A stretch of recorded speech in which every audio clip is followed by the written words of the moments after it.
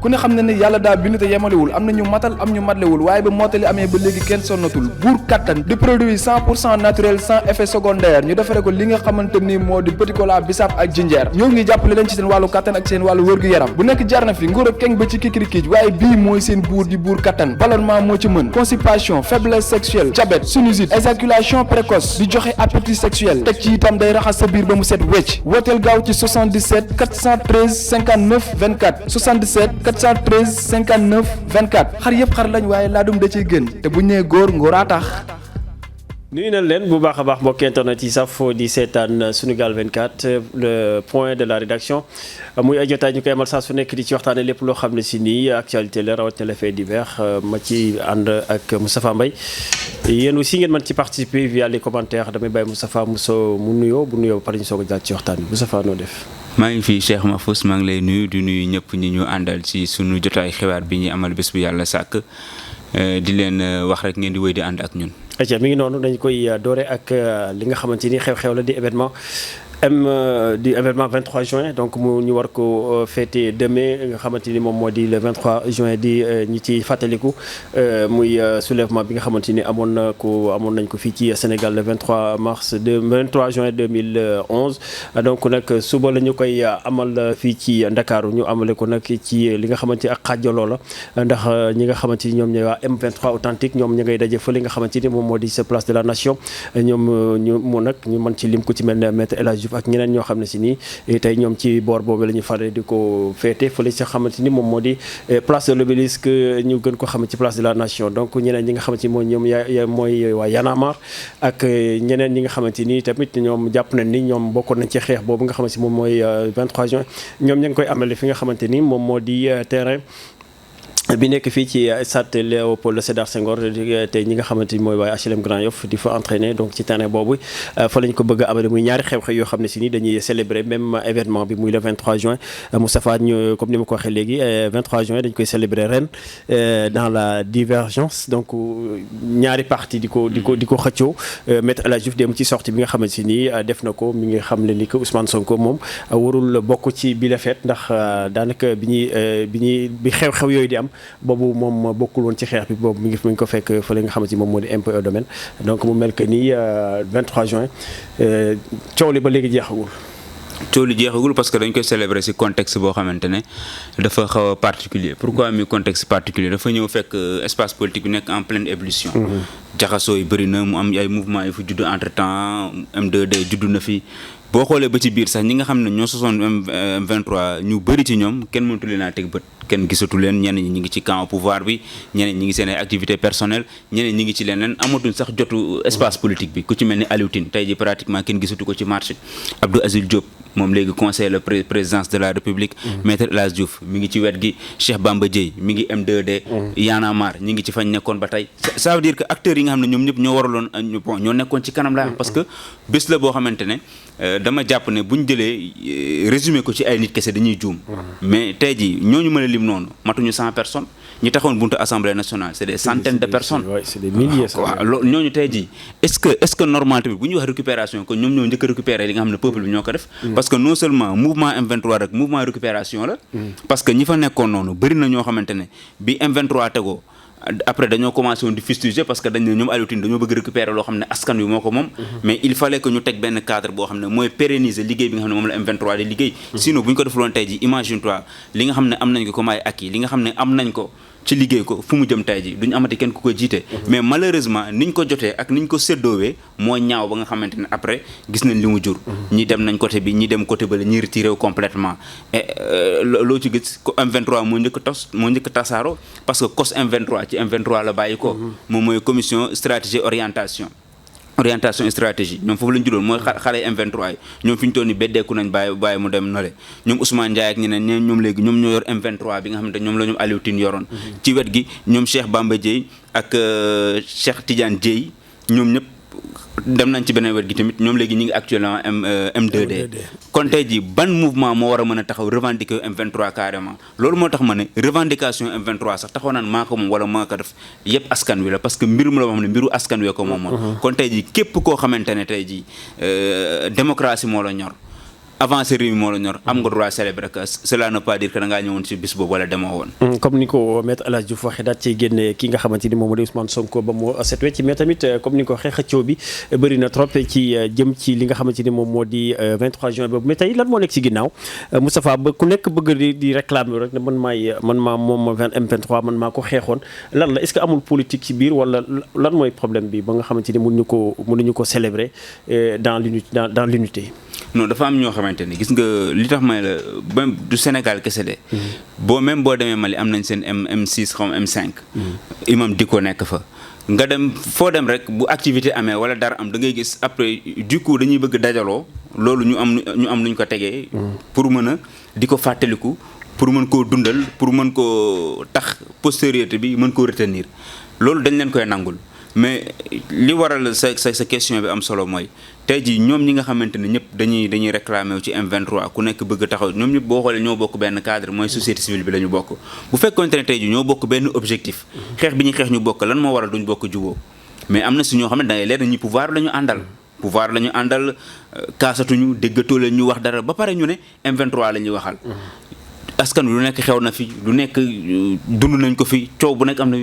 23 juin daaw nga leen gëj a gis 23 juin ren nga leen gisaat sax ci plateau yi ñu commencé di expliquer xam nga kooku tey ji bu bëggee taxaw ne la man démocratie laay xeex mbir mi daf lay yéem parce que ñëpp xam nañu ne société civile dafay jouer rôle arbitre entre opposition ak pouvoir waxuñu leen ñu far ak opposition mais dañ ne leen ñiy tranché bu coow amee génn jël parole comme ni ko ñee defee Alioune Tine ba léegi nit ñi dañ ko koy nangul Seydi Gassama ba léegi nit ñi dañ leen di gis bu dara amee ñu génn wax ñu invité leen ci plateau tey lañu wax mais am na ñoo xamante il se réclame du mouvement M23 te dañoo afoon totalement kenn déggatu leen fenn kenn gisatu leen fenn loolu moo dul yoon bu 23 juin jotee nag ngeen génnaat bëgg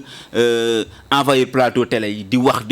jëmale suba man loolu gëw ma ko am na ñeneen ñoo xam ne dañuy am légitimité parce que chaque jour ñu ngi ci terrain bi di kaas di waxal askan wi di ñaxtu ñoon da ngay xam ne ñii kat peut-être même boo leen accusé nay opposant lañ encagoulé mais ba tey au moins da nga leen nangu ne acteur lañu parce que ñi ngi nangu di jouer le jeu kii muyee le terrain di def un mauvais jeu moo gën nga xam ne nangul sol sax mayo dugg football te loolu lañ fi gis mooy camp yi nga xam ne yëpp dafay am léegi ñooñu nag pour ñu gisee dañuy obligé wu arc bu déw ci yëru M23 bi rek na man M23 laa bokk maa demoon ci bés ba te ñooñu ñooy créer yenn jalousie yi nga xam ne dañ koy créer mooy kan quoi dañu am lu ñu bëgg a def si bopp sénégalais bisu 23 juin ku mu fekkuloon buntu assemblée nationale amoo droit célébrer ko loolu c'est faux fu ñu ko teg Mahfouz fu ñu ko teg mais am na ñoo xam ne ñi ngi woon si plateau yi di def rôle boo xam ne moo gën a déterminant sax ñi fa nekkoon am na ñoo xam ne ñi ngi doon bind mais ndem si yàlla Sidy Lamine Niass rôle bi mu si joué fii ak néew nañu ko fi joué moom presque moom moo njëkk a lancé appel bi ci téléem woo ñëpp ubbi antenne ni ñu ñëw commencé di kaas mu ne lii am fële bu naree jàll bu jàll ñu ñëpp ñooy dee di sensibiliser El Hadj Diouf ñëw ñu bëri ñëw mu jox leen mais El Hadj Diouf nañ ko nangul xam nga loolu lépp bu amee ñu def seen liggéey ba mu mat léegi ngeen bëgg ñëw taxaw ne ku ñëwul woon 23 juin rek bu ñuy feete 23 juin tiens-toi à carreau waroo jege waroo wax loolu bu ñu ko defee tey jii bu yàlla defee ñi nga xam ne ñoo nekkoon 23 dem ba màggat mënatuñu wala ñu génn àddina 23 juin dafay daal di naax saay comme ñoom Mbaye Jacques ci porteur des pancartes moom laa doon bëgg expliquer sax voilà xam nga ñooñu daanaka kenn waxatu seen wax xajaluñ ci kenn Mbaye Jacques moom moo ci nekkoon daf ko téye woon dem na bon naax na saay donc bu ñu moytuwul M23 23 juin noonu lay waaw buñ créé jalousie nan la ñuy def léegi pour pérenniser loolu ba nga xamante ni tey fii ak 100 ans dañ koy fàttaliku. di ko bind mu bokk ci histoire. ñu def benn ouverture bañ ko patrimonialiser. créer ouverture comme li nga wax ne ci porteur de pancarte c'est assez pertinent loolu dafa leen war a jàngal ñoom ñu nekk ci M23. buñ ñëwee ñu bëgg M23 ñu résumé ko ci El Hadj Diouf résumé ko ci Y'en a marre résumé ko Cheikh Bamba Dièye ñi nga xam ne ñoo fa nekk ko ñëpp ba keneen ku ne man suba du ma am fit sax sama koñ bi ma dëkk. ma génne dem def déclaration dem marche parce que te ñu man waaye puusal na waaye parce que demoon assemblée keneen ñëw ñu yéen dem mais loolu suñ ko defee. ba ma gedd sa morom gedd keneen gedd ñu daal di toog bàyyi leen ak ñoom buñ demee ba mënatuñu affaire dootul dundati te date historique la boo xam ne ñëpp a ko moom ñëpp a ko bokk moo tax dañu war a am benn ouverture d'esprit képp koo xam ne bëgg nga marche ci bés bi ñu bàyyi la nga marche képp ku bëgg manifester ñu manifester man nooy naa date boobu bu ñëwee dafa ñu war a permettre ñu diagnostiquer fan la suñu démocratie toll yan acquis lañ am ak yan recul la ñu am loolu mooy liggéeyu bés bi mais pas ñi dajaloo fële tàccu Macky Sall ñu lay dajaloo fële xarab Macky Sall duñu mën a la fenn duñu jëm fenn mais ñu toog diagnostiquer ko def ay genre assise man je serais plus d'accord ñu M23 ñu célébrer ko comme nan ñu am benn ñu def ko ay colloque yu mag wala ay symposium Y'en a marre toog ñoom Alioune Tine toog ñu ne dañuy def bilan 10 ans lañ wax de 10 ans du 5 ans du 2 ans ñu ne dañuy def bilan depuis 10 ans bi ñu fi jëlee Abdoulaye Wade ba mu demee ba léegi Macky Sall bu mu ñëwee lan la fi def lan lañ am ci ay acquis lan lañ am ci ay recul yan recommandation yi ñuy def ñu buñ ko jébalul Macky Sall sax ñoom ñu waxtaanee ko ci xool yoo xamante ne daal dinañ ko jàmbat ba ñi nga xam ne ñoo nekkee nguur gi dinañ xam ne lii fii la démocratie bi soo xew loolu moo doon ëpp njëriñ man foofu laa leen doon gën a xaare et malheureusement ni yoon bi ñu ko jëlee di ko célébrer dans la division d'accord dañ leen koy nangul parce que diversité richesse la ci démocratie mais dafay loo xam ne tamit fii moom soxlawuñ ko fii moom fii soxlawuñu ko woon fii benn xeex bi benn te niñ maasee woon dajaloo buntu assemblée nationale mënul nañ maasee waat dajawaat place de la nation wala ñu maasee dajawaat ko feneen mais déjà ku nekk rek yaa ngi dóorante say ma ay coup ku nekk yaa ngi toog di dóor waa M2D ni ki ngoon tey dinañ def conférence de presse démb maître El Hadj Diouf la woon ba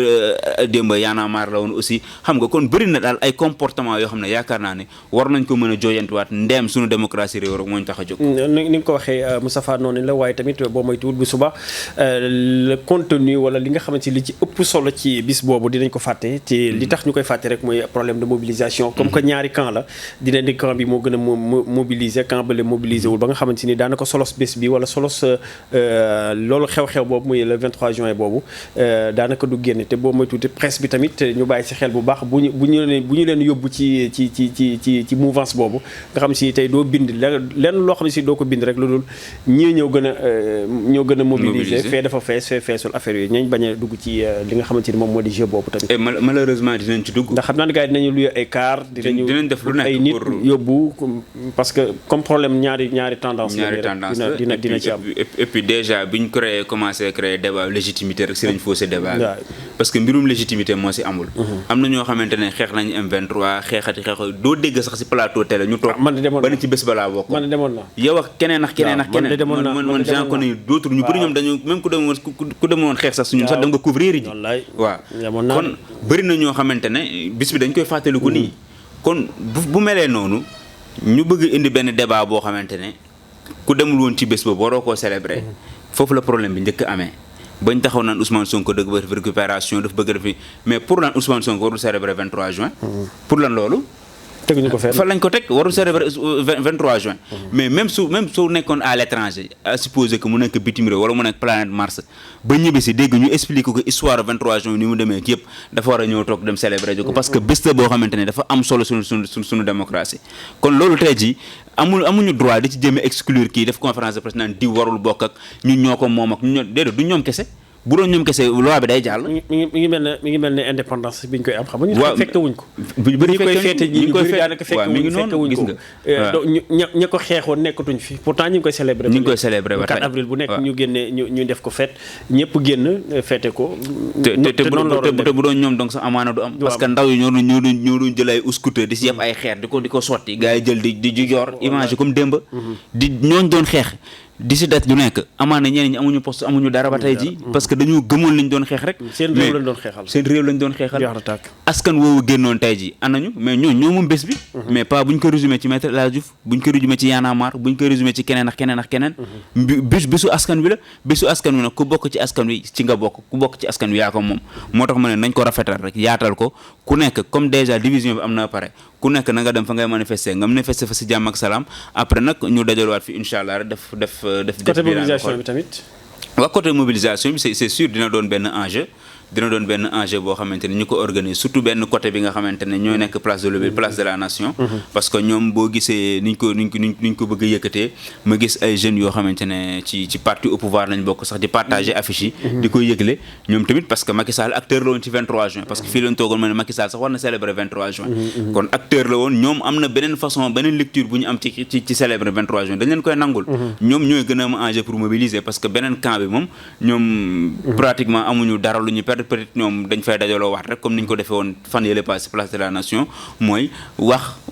ŋàññi démocratie bi fi mu toll nii recul démocratique yi ñu def constat yooyu après bu ñu ca jógee dem ñibbi si. bu ñu ca jógee dem ñibbi ca noonu la ñuy tàbbee ci li nga xamante ni moom moo di deuxième point bi muy nervi yi nga xamante ni jamono ji moom ñoo nekk ci làmmiñ yëpp ak coow li nga xamante ni am na fële ca Fuuta ginnaaw bi nga xamante ni président Macky Sall ma nga fa woon di amal li nga xamante ni moom moo di ab tournée économique nag coow la bari woon fa lool muy nervi yi nga xamante ni jàppoon askan yooyu nekkoon foofee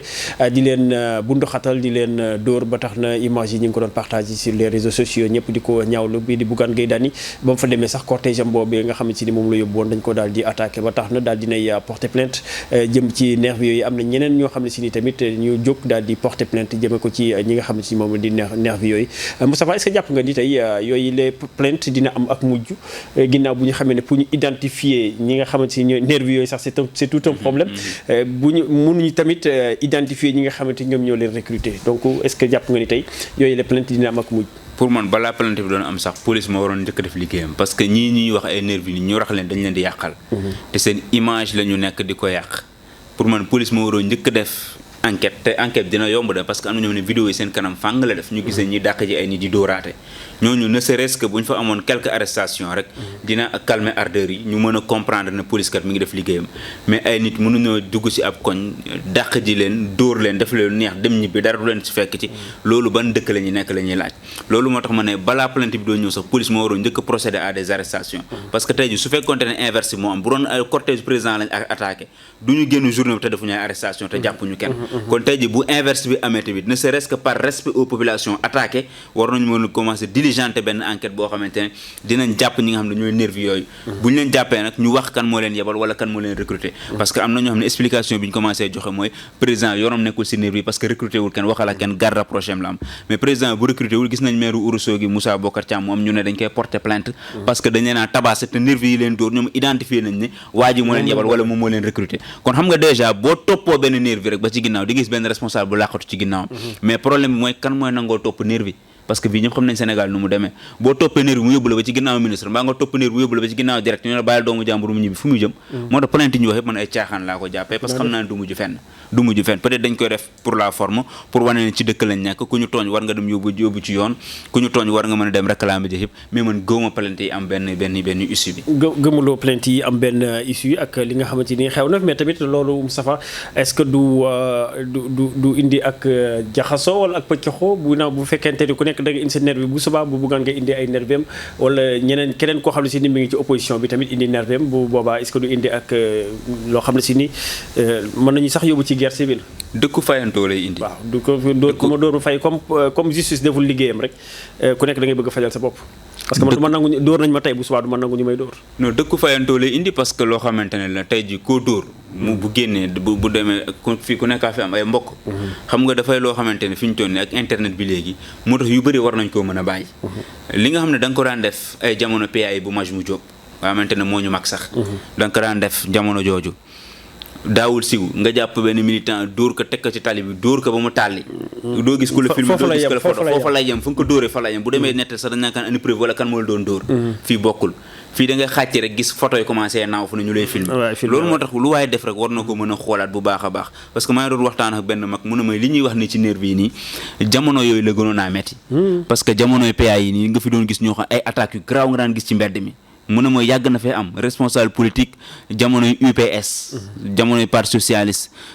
mu ne ma jamono jooju daan nga fi gis ay attaques yu yéeme yoo xamante ne du jéggi dayoo la woon mais toujours dañ daan am responsable boo xam ne mën la ñuy àndal mu ne jamono jën li ko gën a fësal mooy réseaux sociaux yi vidéo bi dafay jàll en boucle fil d'actualité boo du gis ko muy wër di def nii ñu doon lii ñaaw na ñu plateau ko ñii débat ko ñii wax sa xalaat ko ci rajo yi bu ko defee day am benn effet amplificateur yoo xamante ni affaire bi dañ koy màggal ba mu doon benn kii bu ngande ñaari scène ngay gis scène de violence ngay gis ñaar wala ñett ñu partagé ko ci internet bi mu mel ni Sénégal téeméeri scène moo am ci àddina bi xam nga kon effet boobu réseaux sociaux moo ko mën loolu nag bu amee lu waaye def da nga ko war a xoolaat ak média yi tamit bëri ni mu bëree léegi daanaka benn moo fi nekkoon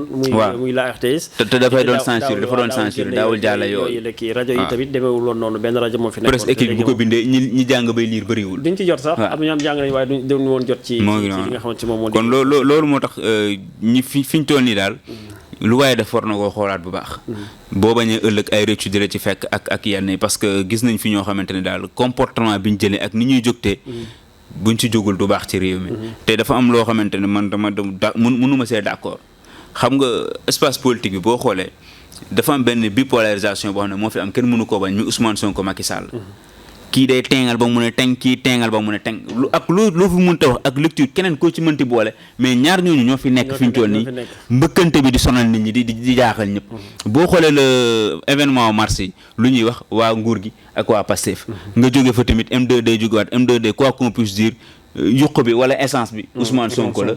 ba pouvoir bi jàkkaarloo waat ak moom lépp lu am rek ñoom ñaar la doon moo tax pour man bu ñuy wax wala bu ñuy kii nañuy wax ñaari camp yëpp xool naka la ñuy def ba apaiser daal mbir mi. en tout cas moom moo gën apaiser li nga xamante ni moom moo di coow li ndax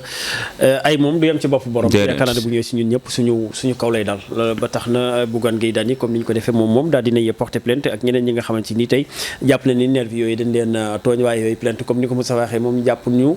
ni dina yegg fenn fii donc ak ni nga ko waxee nga xam ne si ni daanaka nervi yooyu boo leen toppee ba ca biir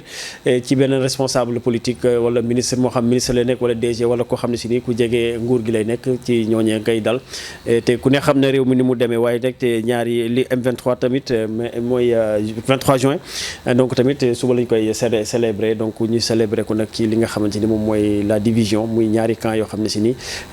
bëgg nañu célébrer lii di 23 juin ñenn ñi di ko amal fële ci terrain HLM Grand Yoff ñi si des ñooñu moom mooy ñoom waa Y'en a marre ak ñoom Guy Marius Sagna ak consort ñoom ñoo koy feete fi nga xamante ni ñoom ñoo di terrain bu HLM Grand Yoff ñi nga xamante ni ñoom ñooy waa M23 authentique ñoom Maître El Hadji Diouf ak ñeneen ñi nga xamante ni ñoom ñoo fare ci beneen boor ba ñoom ñoo nga fële ca place de la nation muy place de l'Obélisque ñoom foofu la ñu koy amale ni ki suba donc mi ngi noonu Moustapha ñaari ponk yoo lañ fi amoon jukki nañ ko dama lay bàyyi nga daal di